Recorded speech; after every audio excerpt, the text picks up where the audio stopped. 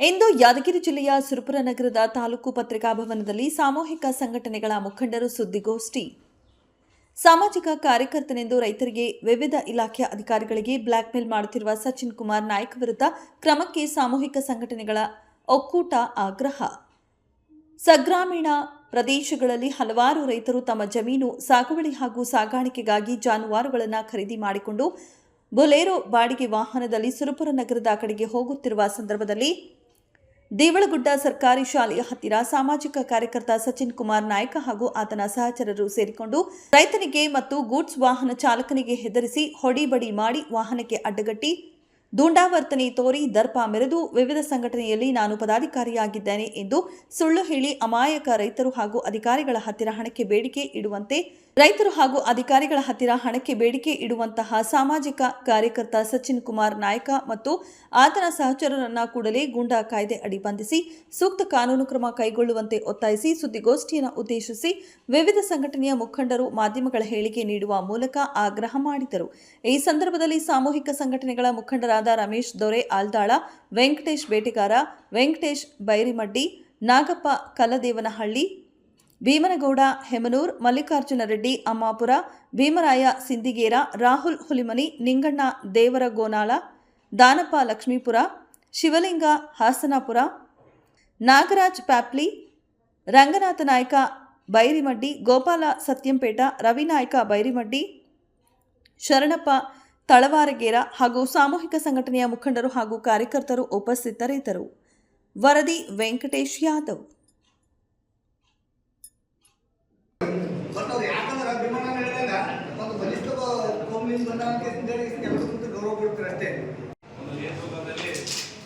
ಸುರಪುರಿನ ಅನೇಕ ಹೋರಾಟಗಾರರು ಸಾಮೂಹಿಕ ಸಂಘಟನೆ ವತಿಯಿಂದ ಈ ಒಂದು ಪತ್ರಿಕಾಗೋಷ್ಠಿಯನ್ನು ನಡೆಸಿದ್ದೇವೆ.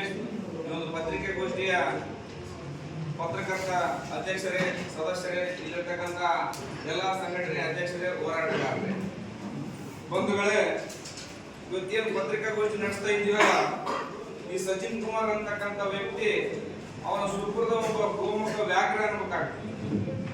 ಯಾಕಂದ್ರೆ ಸುರಪುರದಲ್ಲಿ ಅವನು ಸುಮಾರು 6 ಸಂಘಟನೆಗಳು ಈಗಾಗಲೇ ಹೇಳಿದ್ರು, ಹಿಂದೂ ಸಂಘಟನೆ, ಬಜರಂಗ ದಳ, ರಕ್ಷಣೆ ವೇದಿಕೆ, ಸಾಮಾಜಿಕ ಕಾರ್ಯಕರ್ತ, ನರೇಶ್ ಕುಮಾರ್ ಅಂಡ್ ಕಂಪನಿ, ಹೀಗೆ 6 ಸುಳ್ಳು ಸಂಘಟನೆಗಳನ್ನು ಕಟ್ಟಿಕೊಂಡು ತನ್ನ ವೈಯಕ್ತಿಕ ಇವನು ಯಾರೇ ಉದ್ಧಾರಕ್ಕಲ್ಲ, ತನ್ನ ವೈಯಕ್ತಿಕವಾಗಿ ಸಂಘಟನೆ ಕಟ್ಟಿಕೊಂಡು ಸುರಪುರದಲ್ಲಿ ವ್ಯಾಪಾರಸ್ಥರಿಗಾಗಿರ್ಬೋದು, ರೈತರಿಗಾಗಿರ್ಬೋದು,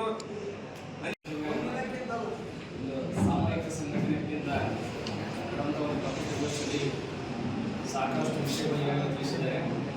ನಾನು ಹೇಳೋದಿಷ್ಟೇ, 5ನೇ ತಾರೀಕು ಸಂಜೆ 6 ಗಂಟೆಗೆ ಈ ನಡೆದಂಥ ಘಟನೆ ಕುಂಬಾರಪೇಟೆಯಿಂದ ರೈತರು ಏನು ಕಾನೂನು ಪ್ರಕಾರ APMC ರಸೀದಿ ತೆಗೆದುಕೊಂಡು ಆ ದನಗಳನ್ನ ಶಾಪುರ್ ಮಾರ್ಕೆಟ್ಗೆ ಒಯ್ದಿರ್ತಾರೆ. ಆ ಗಾಡಿಯ ಒಂದು ವಾಹನ ಚಾಲಕ ಪೂಜೆ ಆಲುಮತ ಸಮಾಜದವಾಗಿರ್ತಾನೆ.